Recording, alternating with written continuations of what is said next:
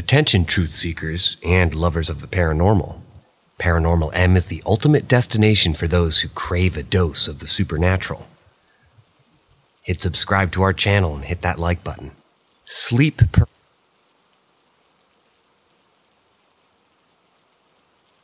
So back when I was like 16, possibly 15, a friend and I used to mess around with a Ouija board. We are both practicing Wicca, even though we didn't know what the fuck we were doing at all, and we found things like this kind of fun. So she'd come over one night, and when she'd go into the bathroom, and of course a naive young me was still a little bit suspicious of the authenticity of our session, and the thought of her just moving the planchette. So she decided to play on her own, and when it pulled harder than she'd ever felt and started to spell, she obviously said goodbye and freaked out. Fast forward a while, I had started having sleep paralysis and semi-wake hallucinations of this guy in my room. Now at first, it was kind of how most people describe a shadow person, just kind of a shape with no detail. But after a while, it began to look more and more like a person. I'd done a lot of research into it, and I could never really find out what it was, because it never really did much. But I knew it was there, and I knew it was real. And one night, after a particularly bad fight with my family, I went to sleep crying. Immediately when I fell asleep, I got the paralysis, and I felt something like holding me from behind. I freaked out and woke myself up and cried some more. It was so weird to me.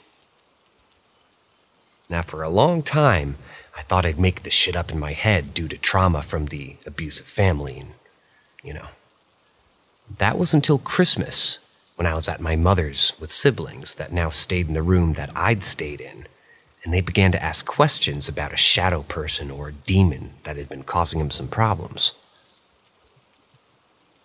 Now, this brother is not a liar. He also really doesn't believe in paranormal things.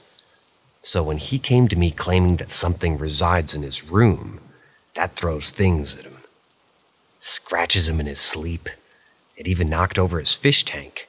Throws the closet doors off the rails. The little track thingies on a frame. And just causing general chaos. I was quick to think back about my experience with the Shadow Man. Also, to him, it looked like a shadow, not the man that I'd seen. It was very tall and had long fingers. No detail again, though. Also, when I say that it looked like a man, I mean that it's kind of like if you outlined a person and pressed fill in with a paint bucket in Photoshop. Like that shadow of a person, but like 3D.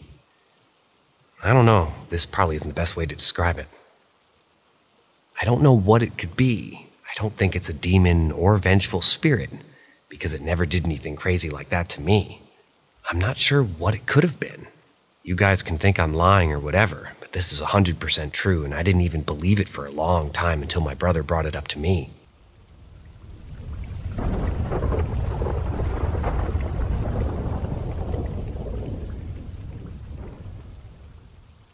Experiences in my childhood home. Poltergeist? My parents divorced when I was 4, and my dad went to go build his own house while I lived with my mom. My dad built his house on a site where the previous home had been burned down 3 years earlier. It was arson, but no one was hurt or killed, and the perpetrator was never caught. Shortly after finishing the house, weird things began to happen. The first story is one that I wasn't told until I was older. One night after the house was finished, but not fully moved into yet, my dad was working late upstairs in the master bedroom. It was probably midnight or so, and he was finishing up when he began to hear voices. He described it as a group of people talking. He couldn't make out any single conversation, just the general, maybe sounds of a group of people talking. He couldn't make out any single word in the conversation, just the general buzz of many voices coming from downstairs. Confused, he left the bedroom and stood on the landing, just listening. The only thing that he had. And he charged downstairs only to find nothing. However, the voices were still talking. He entered the living room and stood there, listening. He said it sounded like the voices were coming from the ceiling, like the group of people were super tall or something like that. He began to get scared, and he shouted at the voices to shut up, which they did. It just fell completely silent. My dad left for the night pretty quickly afterwards. The next thing is something I remember. Sometimes when my sister and I stayed over at my dad's, and by the way, we would spend half a week with our mom and half with our dad, the smoke detector in our room would go off in the middle of the night. It never happened when we were with our mom, only when we were in the bedroom asleep at night at our dad's. The smoke detector in our bedroom was also the only one to go off. No other detectors in the house would do anything. My dad tried replacing the battery and even replacing the whole thing, but it would continue to happen for a few years. I remember waking up in the middle of the night to an alarm blaring and running to my dad's room to tell him that the alarm was going off again. This happened once a month or so for the first few years that we lived in that house. Finally, this is something my entire family witnessed. We had motion detector lights on the stairs leading to the basement. And one night we were in the living room, which had a perfect view of the stairs to the basement. We had a sheet in the doorway at the time because my dad just hadn't put up a door yet.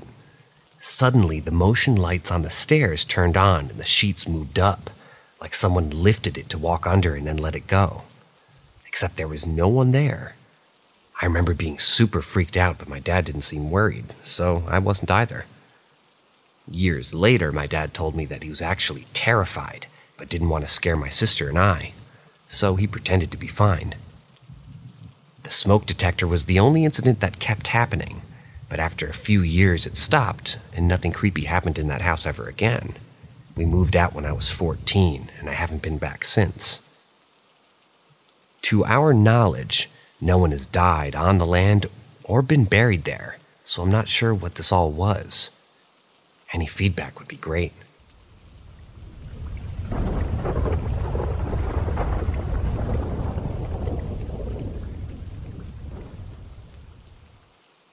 Former neighbor's spirit roaming my old house. So I used to live in a council house before my mom moved in with my stepdad.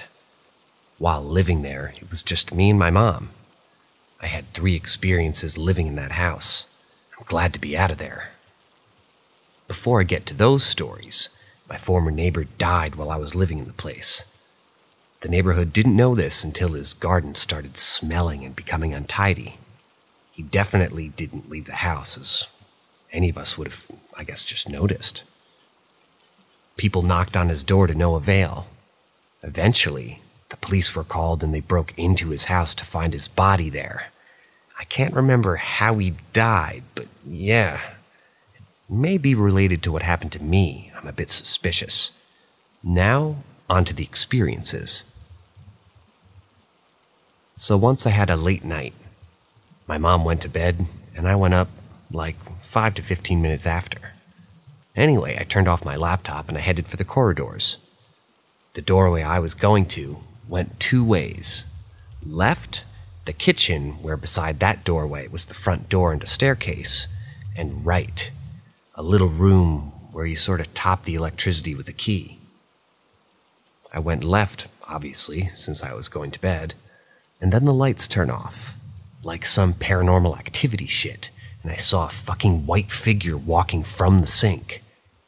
I didn't full-on scream, but I did yelp. I blinked, and everything was back to normal.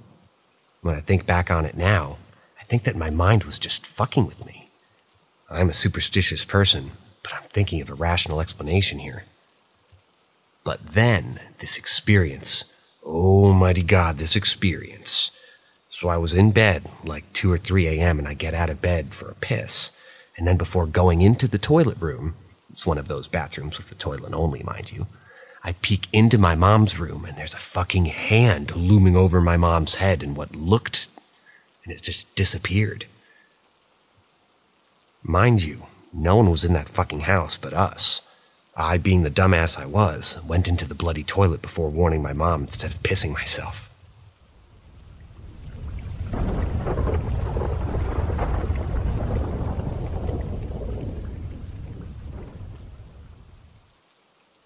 still not sure if she was evil, but she was definitely angry. I used to work as a guide, and then as backup, and even as a field director for several wilderness therapy programs for troubled kids in Arizona, Utah, and Idaho. They were all good jobs, but where I worked in Utah was in the West Desert south of Dugway. It's possibly the ugliest and creepiest part of Utah. Tons of sketchy stuff happened to us out there. This story happened in 2005. The groups were camped in a really nice area for that part of the desert, called Indian Canyon.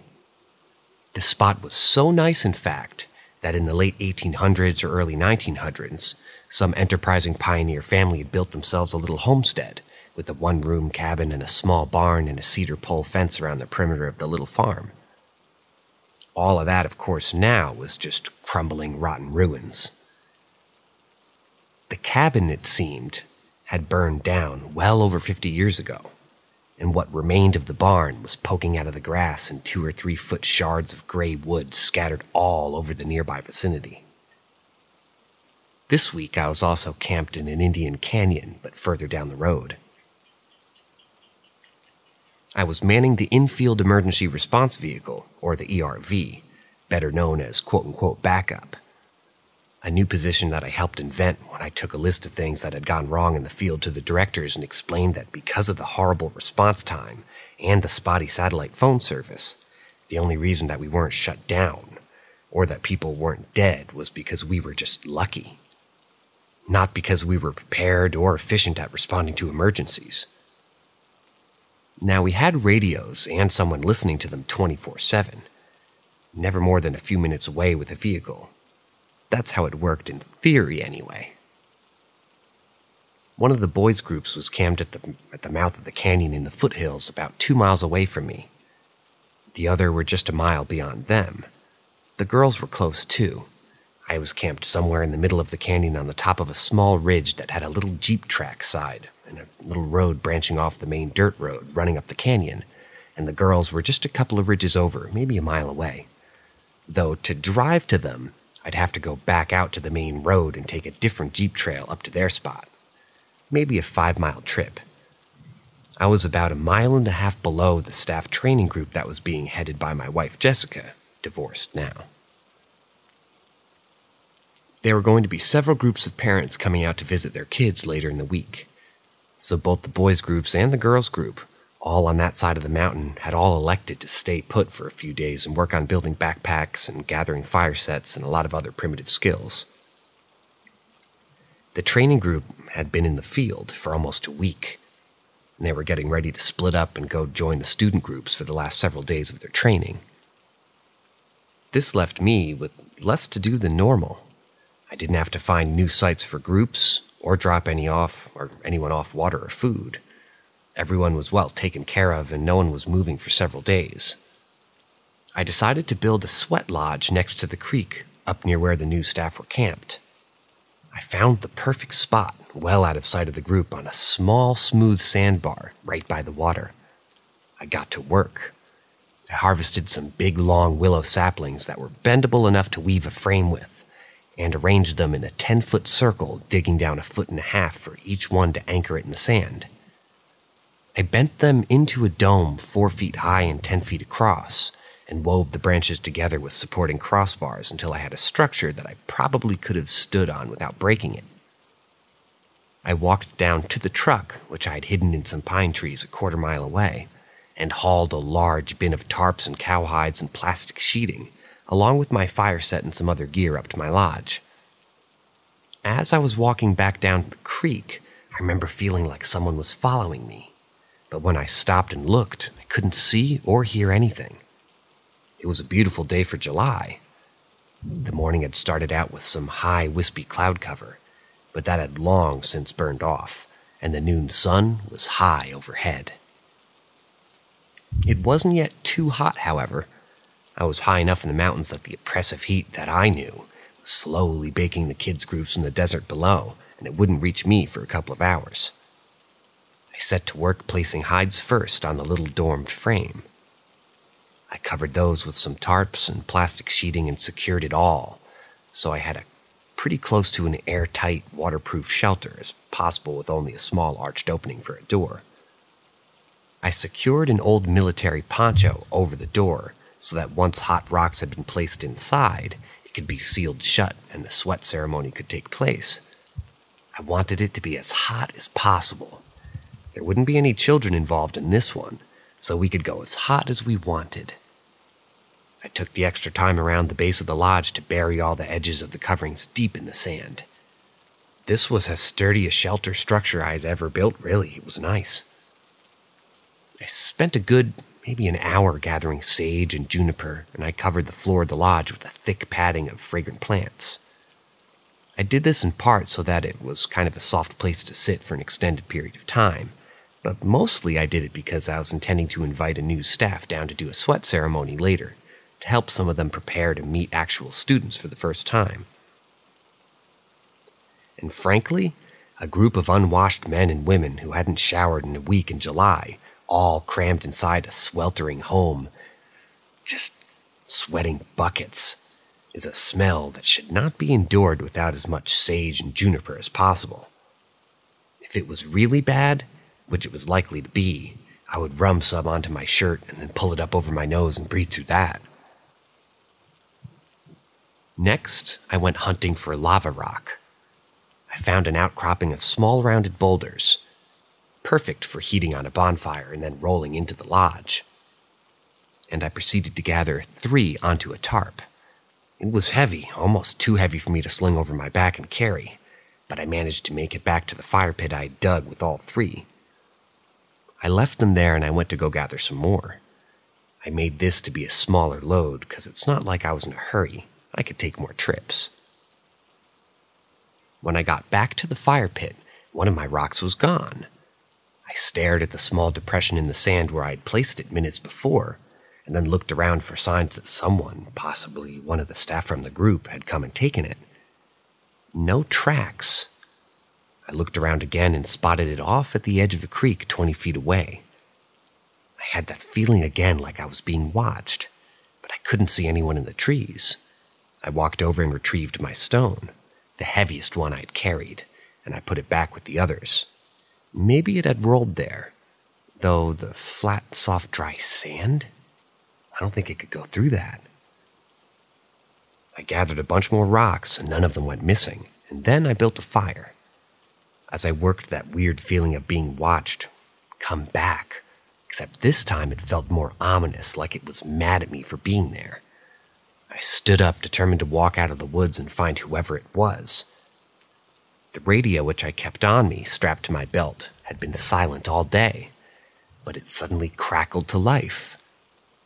Brian and the boys' group doing evening checks, a little early, so that they could do their day hike without having to stop and contact me. After we talked, I felt more normal again. I cooked some rice and beans for dinner, and as they cooled off, I piled my stones, probably 30 of them into a cairn in the center of the fire, and then just piled all the dry wood and brush that I could gather. I took my knife out of my sheath because that feeling was back. Still worse this time. As soon as my fire became almost irresponsibly big, I saw someone moving fast through the trees straight toward me. I tensed, then relaxed. Will, a seasoned staff working the training group with Jessica and Katie, came running down the creek. He stopped when he saw me in my sweat lodge and my 10-foot-tall flames and broke into a huge grin. "I thought it was a wildfire," he said. "Some of the new girls are panicking." "Nope, just an epic sweat lodge," I said. "I was planning on inviting all you down. But when you called in, I considered this to be your check-in. If you guys want to, you're all invited to come sweat. It'll be ready in about half an hour." "Perfect," he said. "They're all just finishing up dinner. I'll go get Katie and Jess, and we'll be down." He turned to walk away. "Hey, Will?" He turned back around. "Did you guys lose track of any of the new guys today? Or did one of the 3 of you come down this way?" He thought for a moment and said, No, I don't think so. Why? It's nothing, I said. I just thought somebody might have come down looking for me when I was out gathering some rocks. Some of my stuff was in different places than I remember leaving it all. He looked at me with an odd expression. Weird, he said finally. I'll ask everyone, but we've kept pretty busy today, so I don't know when someone would have had the time to come down this far. It's okay, I said. Don't stress it. I was just wondering. See you in a few minutes. The other two kids' groups radioed me shortly after Will walked off. It was more like an hour before the staff group finally trudged into my little sandy clearing. Some of them looked excited, and some of them looked confused at my dome of plastic and sand, and at my pile of glowing red boulders on the still blazing fire, and at the stack of blue 5-gallon water jugs that I hauled down from the truck for the experience. We thought we were going to die in a forest fire, one of the new girls, Carol Sue, said, accusingly. She looked extra smelly. I pulled some essential oils out of my possibles bag. A possibles bag is just a type of leather purse that we make on the trail that we call possibles bags, to disguise the fact that we're in fact grown men who carry around purses. Put some of this on your wrists and neck. It'll help you keep a good frame of mind in the sweat. How many of you have done this before? A handful of them raised their hands. Inside of the circle of the lodge is a sacred place. We will do 4 sessions, going longer and longer each time. We will dedicate each session to a different part of our lives, our histories, our families, our struggles, and our choices. Try to only speak from the heart about these things. It'll be a very hot place once we begin pouring water on the rocks, and the heat will make it very difficult to speak anyway. So only speak if it's important. Katie and Will were already rolling the superheated rocks into the lodge using some long willow poles that I'd made. I gave Jess a side hug. The trainees didn't know that we were married, and we'd found it best not to let the kids know or people in the new wilderness know because it could become a distraction from the experience if they got caught up in our personal lives. So, side hug was all. As far as they knew, we were just co-workers. I took out a dried sage smudge and lit it on the fire and did the ritual smoke cleansing for each of them as they entered the hollowed ground. I made the last-minute decision not to go into the sweat lodge. That last boys group had a student that was a little bit of trouble, and I was worried that I'd end up having to take an emergency radio call about a runner in the middle of someone's heartfelt speaking about their issues with their family or their past. And also, the smell. Also, something just felt off. This was a perfect spot and a perfect time for a sweat lodge ceremony, but it felt not wrong exactly, but off somehow. Instead, I whispered my choice, and that maybe I'd join the next session if Katie, or to Katie, as if she was the last to enter. And I sealed the door behind them, burying the edges of the poncho in the sand, like the rest of the construction. I stood by the fire for a minute or two, and felt hot. So I walked into the water down the narrow stream about 100 yards, and just looked at the stars that were slowly becoming more and more visible in the darkening twilight. I stood there for at least 10 minutes enjoying the changing sky. I heard a twig snap somewhere to my left, and the crickets went silent. There was definitely somebody away up in those trees. I stared hard, and I couldn't see first anybody, but there was a small dark shadow under a pine 30 or 40 feet away. Too dark for this early in the evening. Was that a girl in the shadow? It looked like a small Native American girl, with 2 long braids and some kind of headband. I called out to her, but she didn't move. She seemed to be glaring at me, and the longer I stood there, the worse I felt, like the warmth from the air around me was being sucked away. So I took a deep breath and did what I always do in the woods when something unknown scares me. I ran at it. Whoever was there took off fast, and I chased them. I lost them quickly enough. I'm not a runner, but I was sure that they had been headed in the direction away from the little creekside sweat lodge. I must have gone about an eighth of a mile, almost to the road where I heard all the staff at the sweat lodge scream behind me. My blood ran cold and I turned on my heel and sprinted back up the canyon. I almost missed the sweat lodge clearing when I came to it because nothing I saw was making any sense. The fire was out, not even a glow. The sweat lodge was gone. The tarps had been pulled and ripped off. And they and the hides were flung out in a wide circle on the ground, in the bushes, and in the water.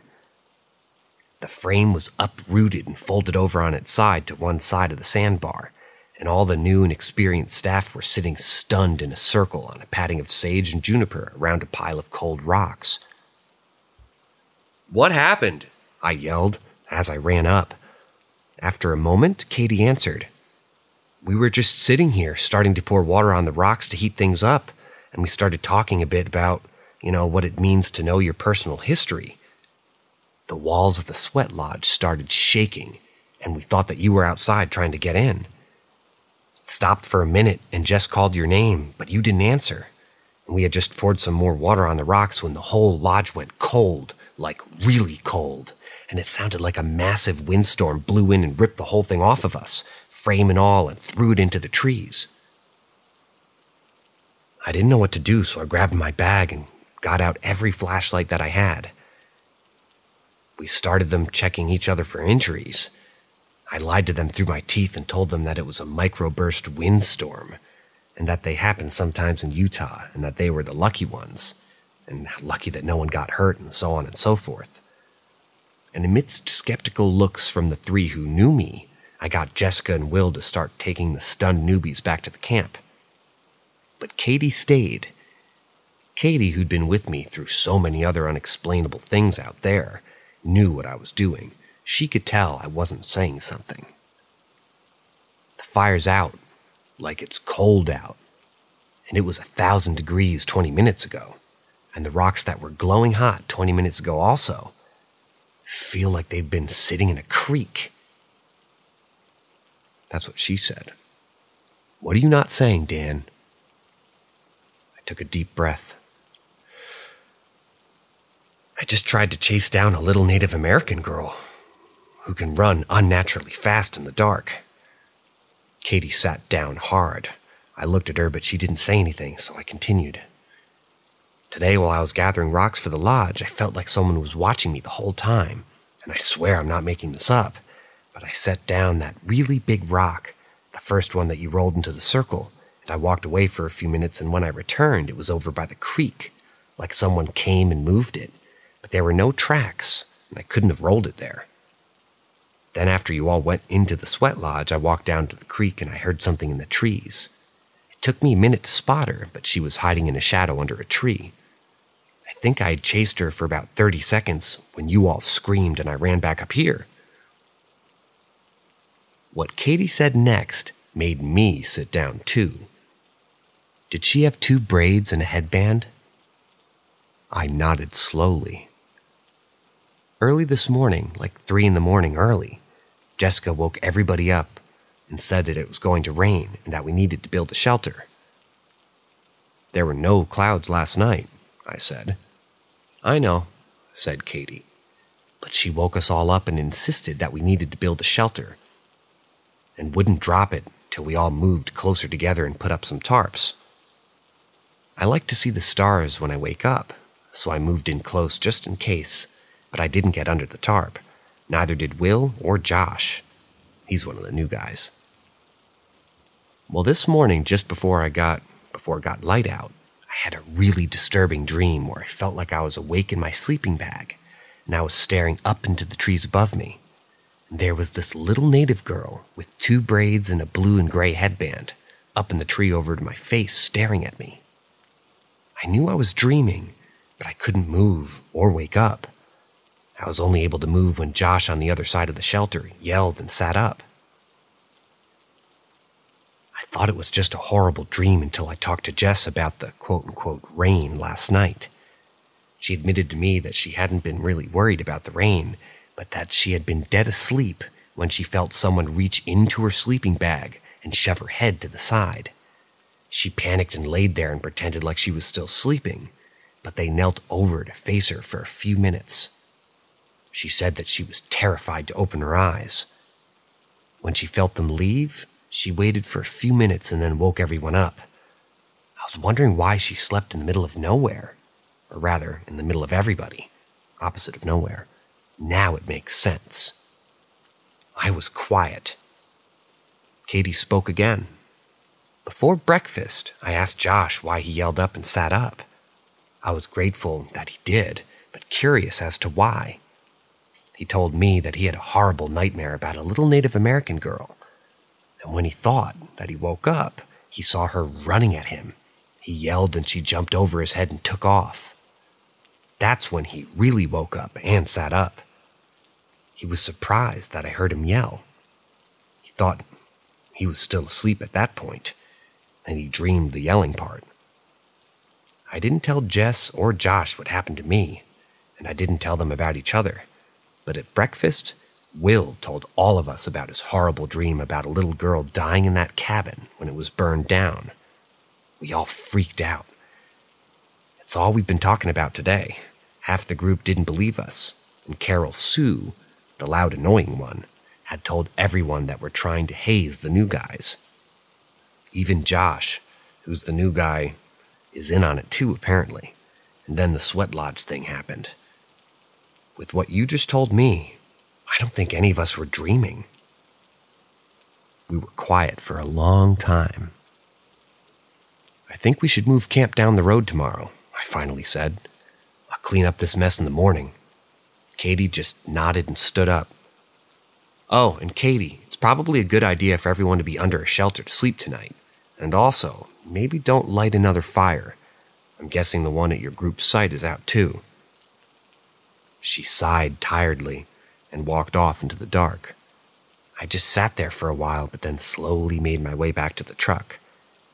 I didn't feel like anyone was watching me anymore, but that didn't stop me from sleeping in the cab with the doors locked for the rest of the week.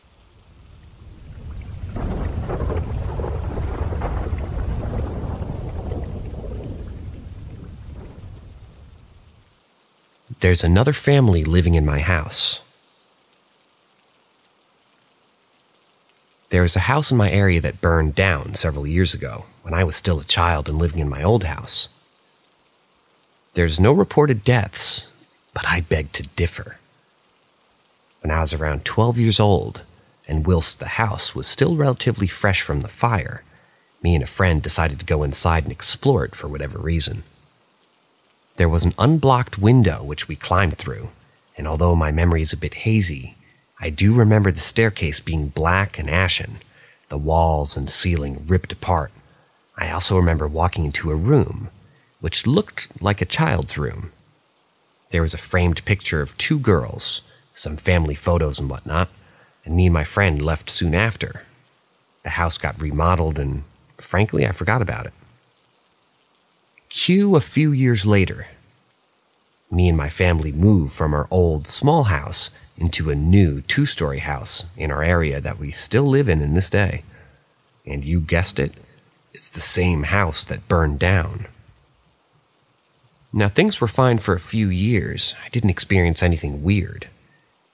That, however, changed around 2 years ago when I began seeing and hearing things, mainly in my room and occasionally around the house as well. It started off with voices, especially when I was trying to go to sleep. I have no history of any mental health issues, so this was a new occurrence for me. I'd be lying on my side, trying to go to sleep, and I would hear a woman's voice singing into my ear.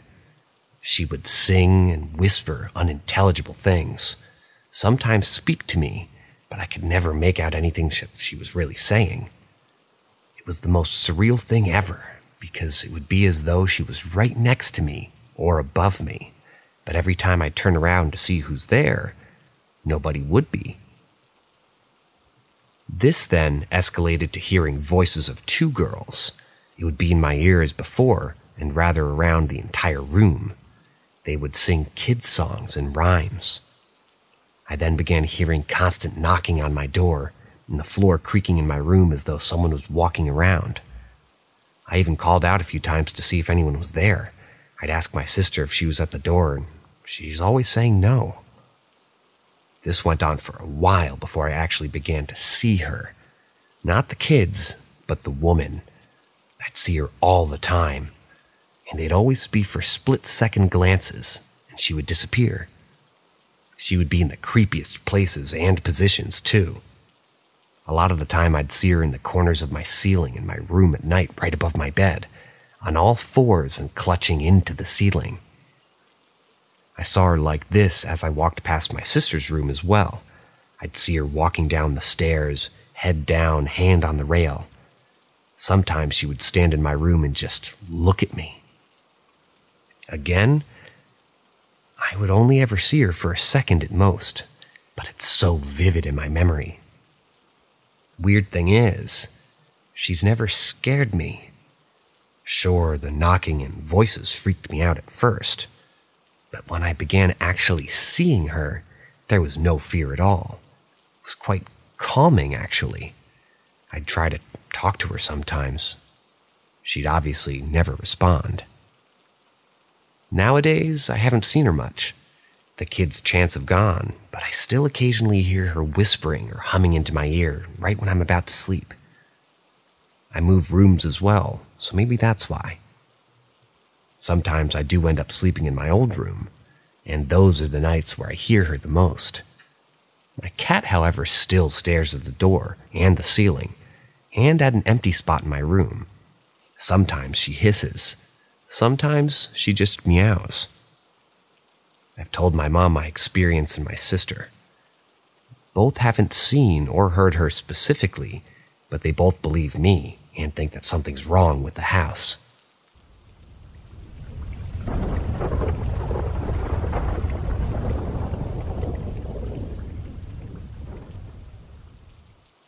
New house is haunted. A couple of months ago, I moved into an old house, built in 1902, and I felt something was there. I just didn't know how to activate whatever it was that I felt it would be. At first, it was small things, windows not being open or shut like how I left them, doors opening on their own, footsteps down the hallway when it was just my cats and I at home. Like I said, small stuff, but things have grown more active in the past week. I've been poked and had someone say my name as if trying to get my attention. I went into my room right after I got real cold real fast. This was the first contact that he attempted to make. The days following this, I felt kind of an uneasy feeling, as if I was unwelcome, and I was being glared at. This feeling wasn't constant, but I could feel where it was coming from, which let me know where he was. Footsteps became louder, banging could be heard throughout the day in various rooms. Although never my room, my cats seem to love my room and often claw the door until I let them in. Once they get into my room, they refuse to leave, hissing at the hallway as I get them out of my room. I believe there was just one spirit in my home, but last night left no doubt that there are two at least. I was laying down for bed watching TV at a very low volume, and all of a sudden, clear as day, right in my ear, "Hey." I froze from the shock of a female voice loudly whispering in my ear. I keep watching my show, ignoring it, and then again, "Hey." More drawn out than the first time. I keep my eyes forward, but I see someone standing at the foot of my bed out of the corner of my eye. She disappeared after a few minutes. She didn't feel malicious, but her energy definitely felt authoritative. A minute later, my cats started zooming as they do, but I heard human footsteps following theirs, and I was the only one awake.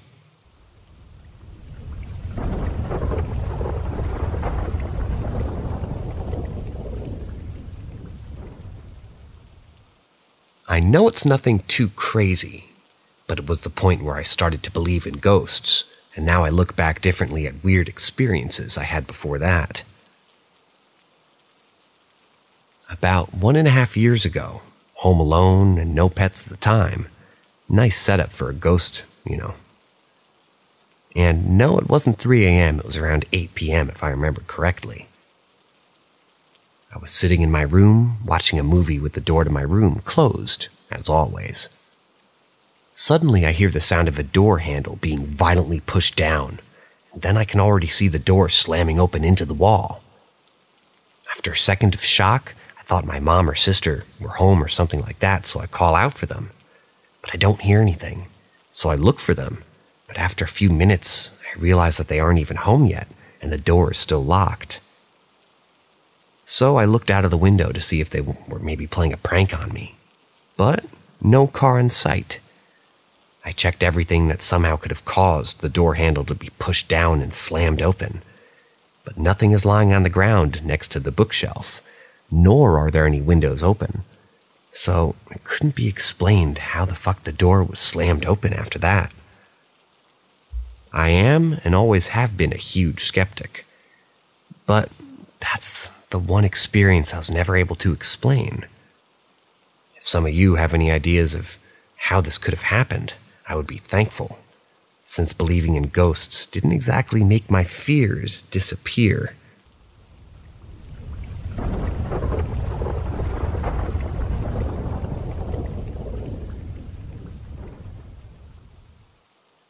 Depression and the paranormal. Until the opossum incident in 2018, I had never experienced anything paranormal in my life, much to my dismay. I wanted entities to present themselves to me. I called for them to. I was a weird kid. As I recall, I only ever asked, though. I never taunted or tried to offend them. I have some memories before the age of 6, but 6 is really the age that I remember becoming aware. Self-aware. Aware of the fact that other people process things differently, rather. Basically, I had my first existential crisis. I was overweight even at 6 and relentlessly bullied. Mom and Dad had straight hair and I have extremely curly hair. Now, I love it because I know how to maintain it, after having YouTube tutorials and the entire internet at my disposal.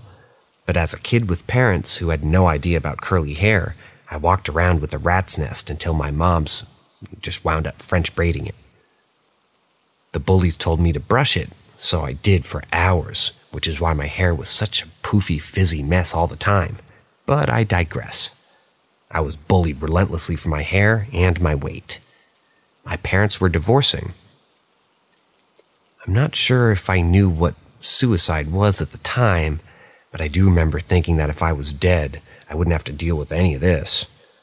I believe I was so depressed at 6 years old, 2001. Not just sad. It got worse in 2007, and worse again in 2015. Looking back, I legitimately don't know how I'm alive. For 19 years, suicide was my first thought waking up every morning.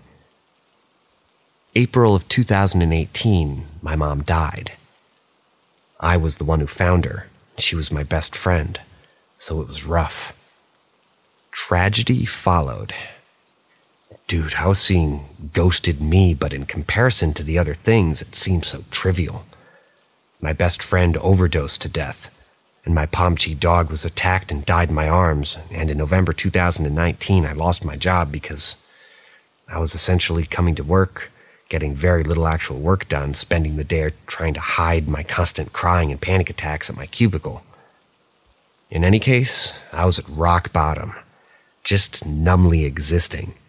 Didn't even have the desire to actively end my life anymore. Was just waiting to, I guess, for malnutrition or negligence just to kill me. And then it all went away.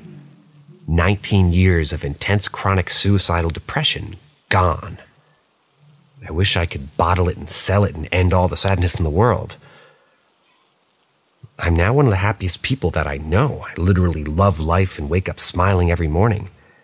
To me, there's literally no explanation, other than this crazy one that finally ties back into the paranormal. What if I had some sort of entity affecting me from a young age? I got to thinking of this because a comment in the sub encouraging a poster to ward off the evil entities that felt as if these entities can cause lifelong depression. That to us is purely that, depression. No paranormal overtones or vibes from it. When I Google ghosts causing depression, I'm encouraged to evaluate for my own mental health. But I've read a few interesting things on this sub that sort of bared no Google results when I tried to dig deeper. I don't know if that's because commenters pull things out of their ass, or if they're just such niche topics. No one else is talking about them.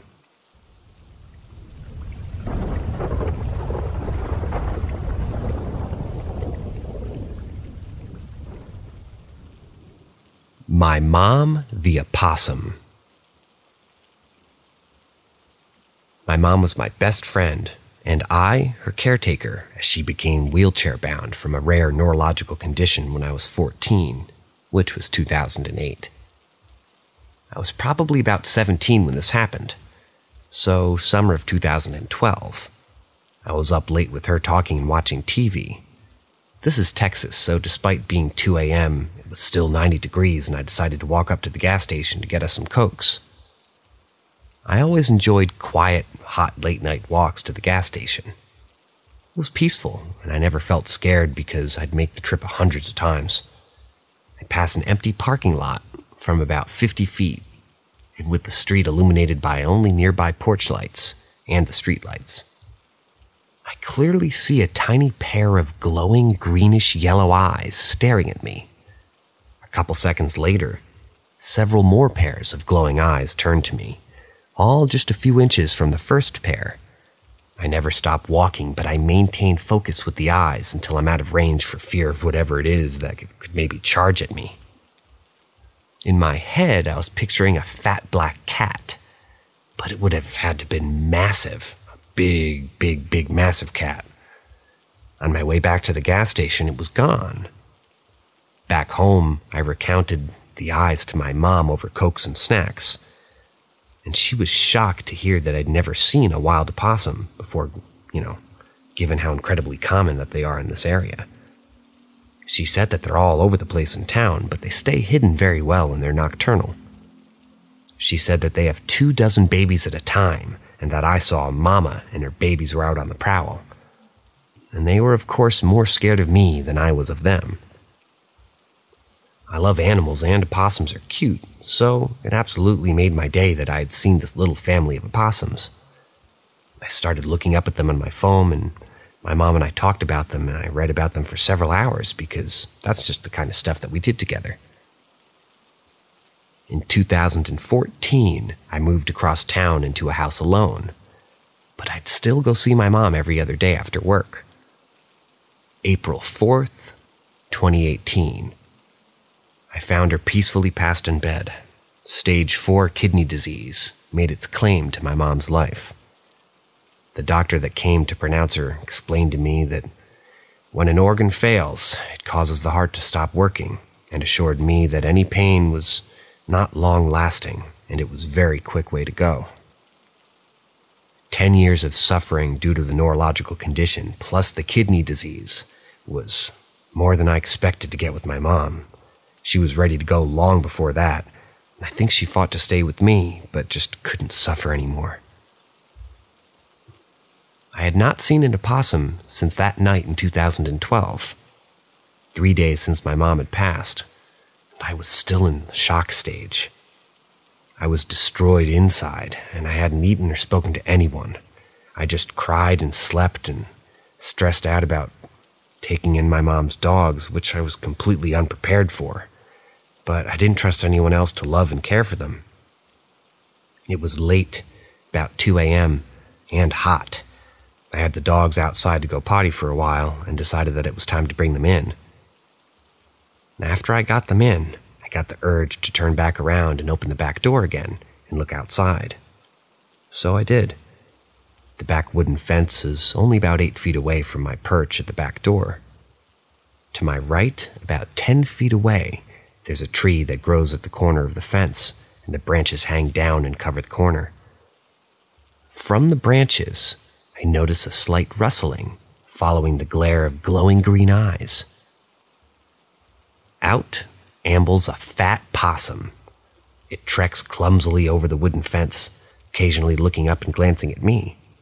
I'm frozen in disbelief. It reaches the point of the fence and directly across from me stops and stares directly at me.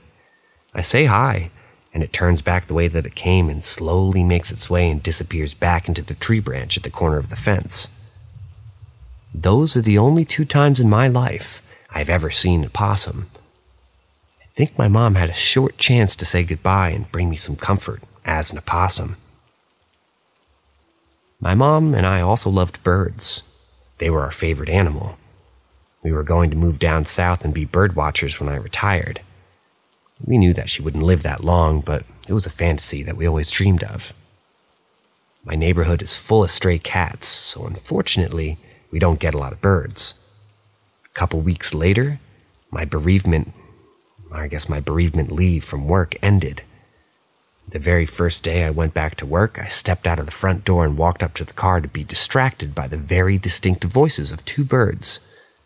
I looked directly up, and on the power line above me is a blue jay and a cardinal sitting together. I had never seen a cardinal before, and a blue jay was just a rare treat to get to see at all.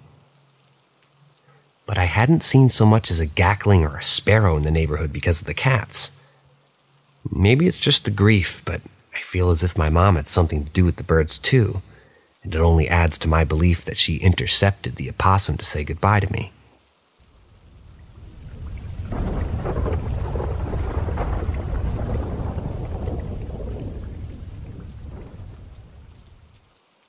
Deceased family member giving me a heads up.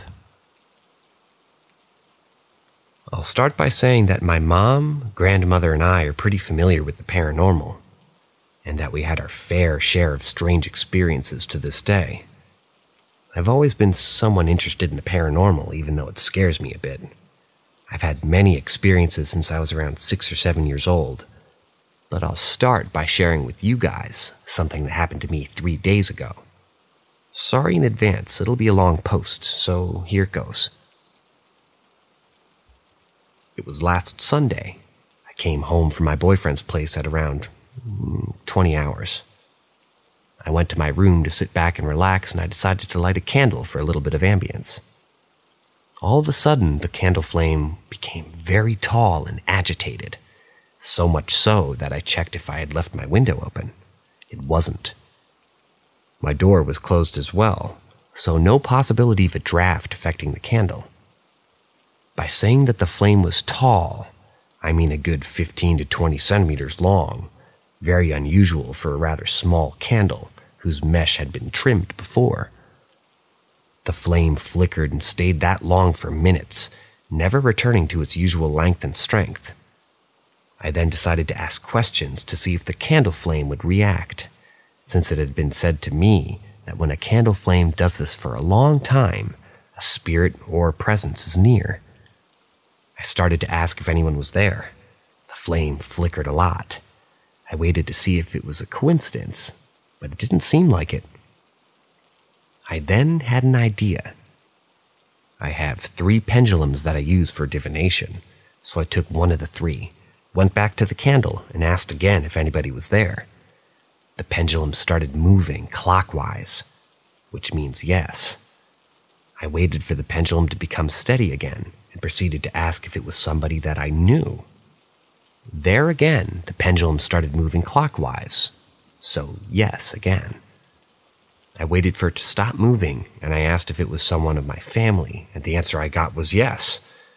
I then asked if it was there to watch over my family, and it said yes. Finally, I asked if it wanted to continue communicating me, and the pendulum started moving counterclockwise, meaning no. I then thanked it and I said goodbye. As soon as I said goodbye, the candle flame returned to normal, so burning steadily with a length of 2 to 3 centimeters. For a good part of the night, I heard the floorboards just outside my room creaking as if somebody was there. Both my parents and my brother were already asleep, and my dog was in my parents' room. The next day, when I told my parents what happened, my dad was surprised and told me that her dog was pretty agitated for that part of the night, which wasn't unusual for her.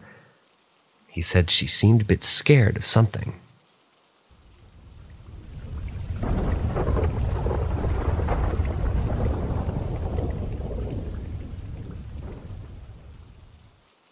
lady in white protecting us. For the past 4 days now, starting on April 10th, whenever I'm sitting on my couch in the living room, out of the corner of my eye, I see a lady dressed in all white in a robe. I usually dismissed it as a trick of my eye or a curtain flowing, but each time the family dog, who never barks at anything, rushes the door and goes insane. Every time I notice and turn my head to look, she's gone, except for one time when I saw her and looked into her eyes. Her face was kind, and her eyes, these are air quotes, you can't see them, but I'm air quoting, not only eyes and not really a face either, so not really so much a female, but I'm just going to say feminine, because something just feels like that. And they were soft, but dangerous, like this thing is powerful and yet gentle. I've grown up in a fairly religious Christian household, and I've always been really sensitive to spirits and their general intentions. Ask me why I hate going to most churches. Her intentions feel protective, and I've only ever caught a glance, really, as she paces our front porch in front of our door. So I'm not so much scared of her, but more scared of her presence and its meaning. I've tried to think of anything out of the ordinary, such as a new item in the house, or a deviation from normal schedules, or something like that. Anything, really. But nothing. The only thing I can possibly think of is Friday, April 9th, into Saturday, April 10th. And there was a severe storm that blew down a really, really old tree in our neighborhood, across the street from us, in the front yard.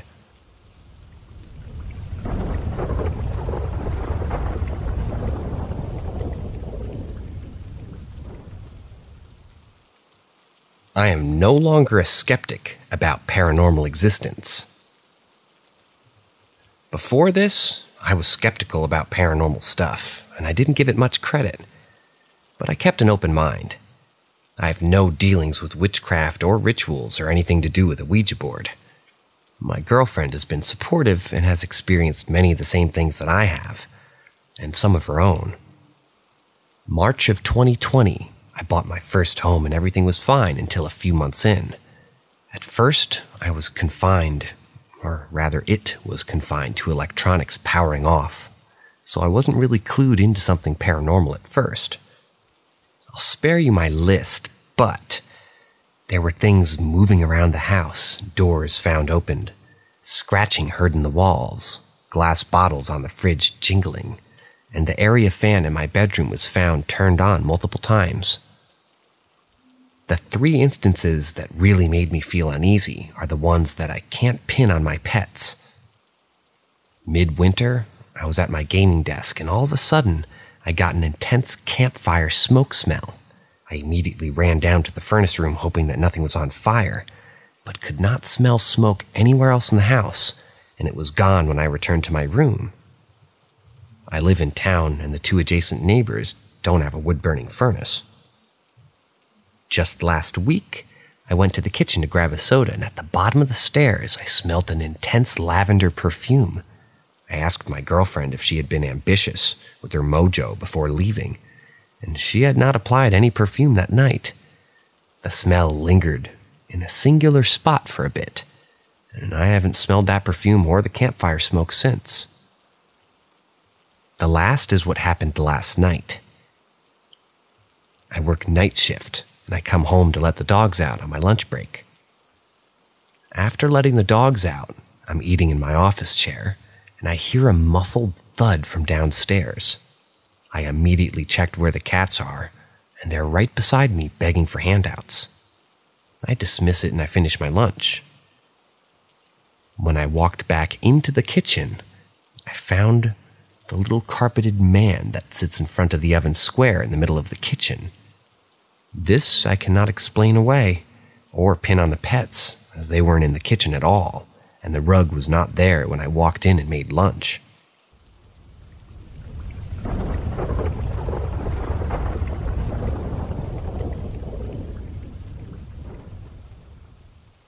My dad's best friend.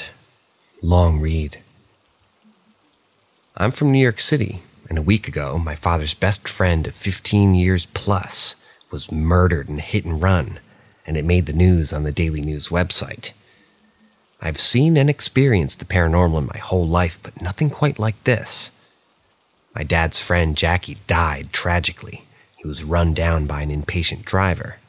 The driver parked their car and left, leaving Jackie pinned under the car. He was dragged for 50 feet. It seemed like he was going to survive, but he passed away at Bellevue Hospital. My father told me the news on Monday. I only met Jackie when I was a kid, like 13, and I'm 23 now. I had no connection to him, and I only knew him as my dad's best friend and coworker. I was distraught at first because my dad was in pain and I'd never seen him that way before. That same evening, around 10 p.m., I start to feel agitated and angry and in denial. I knew I was feeling pretty neutral, but for some reason I was angry and confused. I tried to brush it off and I went to go lie down in bed to relax. I'm wide awake. I suddenly became very cold, but the heat was on in my home, so I had no reason to be freezing. I then began to go numb and I felt something enter my body. I hear his last 2 loud heartbeats, and then something left my body. I got up fast and I heard someone whisper and ask, "Why?" in my left ear. I never experienced this before, and after that day, he hung around near me and in my home for at least 2 days, and I felt his emotions in all the stages of grief. Anyway, I just wanted to share this experience. I never really told anybody except for my mother, and she has a gift where she can see, hear, and talk to spirits better than I can. So she was able to validate my experience for me, and had her own experience with Jackie as well. It's been a week since he passed, and his funeral is later today. I hope he gets justice, and they find the person who hurt him.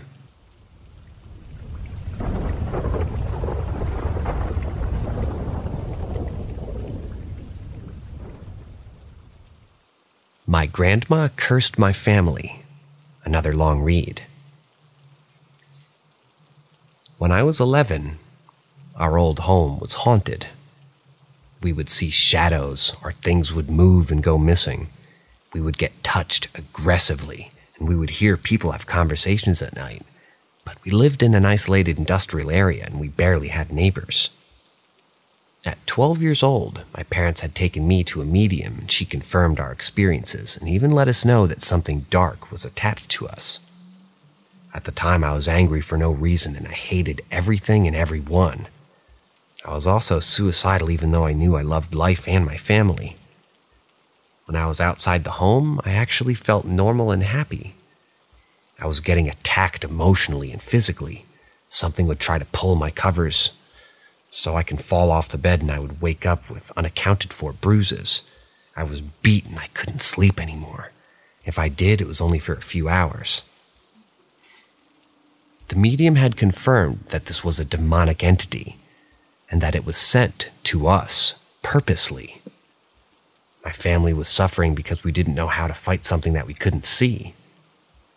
As the energy in our home got worse, my parents thought that it was best that we move. We moved into a new home, and it felt like a good place to live with good energy. A couple of months into our move, my dad decided to get his parents a visa to visit the U.S., even though he knew his parents didn't like us or my parents' marriage. He did his best to give them everything that they didn't have. Also, my dad was in denial about his mother's feelings and behavior. They stayed in our home for 6 months. When my grandma would make lunch, she didn't like it when we ate her food. They took over my parents' room and told my mom to sleep on the futon. Of course, my mother swallowing her pride, she accommodated. My grandma didn't like it when we would go into the room, our parents' room, because we were, quote-unquote, intruding. They finally left, and everything started to pick up again. Again, we would see shadows, but this time they would come out of the mirror. The furniture would creak as if someone applied pressure to it, and you felt as if you weren't alone, even though you were. My mom had stated this is happening because of my grandma, but of course my dad didn't believe it. my mom and sister began to talk, curse, and scream while they were sleeping. I started the sleep paralysis again, and I would get scratched in threes, and I had bruises again. I couldn't sleep or experience my new home in peace. My grandparents had visited again 2 more times. The last time they waited till my dad was at work and they packed their things and left. Their excuse for that was my mom. My mom did her best even though they would belittle her in their own home. My dad was heartbroken because he was doing his best to provide and they disowned him. In 2019, my mom had traveled back to Mexico to say her goodbye to a dying cousin. People in the village let my mother know that my grandma was a bruja, a witch, and she was known for doing brujeria, dark magic, and excuse my pronunciation. And she would let people know that my mother wasn't the woman for her son. While my mom was gone, I was being attacked. Things were being thrown aggressively and photos of my mother fell off the shelf. Whatever was in our home was waiting till my mom was far away to hurt me and my little brother. When my mom came home, she let my dad know and he was devastated. He felt guilty because they were using him and because she was mean to us. We consulted another medium and she came to our home and confirmed that something was sent to our home to hurt us. We found out that my grandma had stolen some of our knickknacks. She had left her personal things in our house and hid them in the closet, and she also left dark magic work in our backyard behind the shed and in the dirt. It turns out that she had been cursing us for years, but we just didn't seem to get rid of the work that she's done. I went to visit my grandma, and she hugged me and cried crocodile tears because she missed me so much. I've been experiencing this since I was a kid, and I'm 22 now. I know it's a demonic entity because I've seen it in its form, and I've seen others too. They still haunt me and attack me to this day. They like to follow me from my home to my boyfriend's house.